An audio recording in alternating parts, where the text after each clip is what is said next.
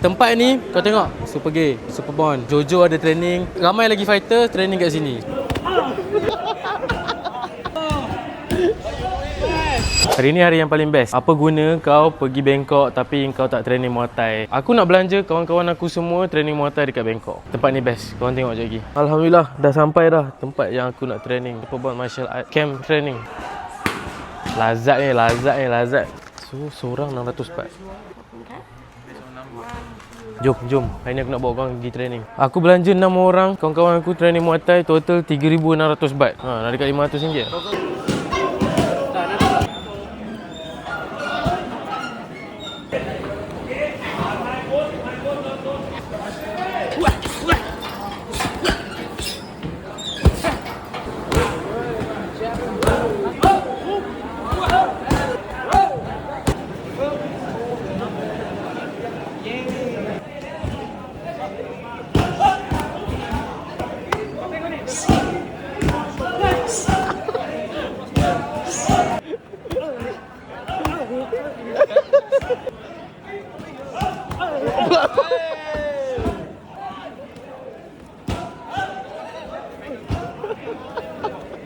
Dia tolak.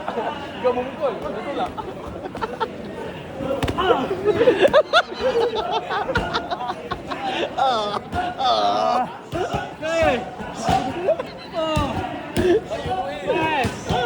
Nak babi kau buka perut. Kau tahu tak? Trainer tu tak tengok korang langsung. Lagi tu. Blok lah.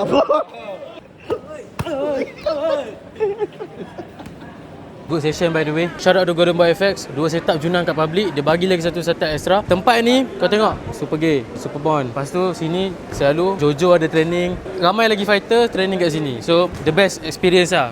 Tekan link bio, follow setup Golden Boy FX.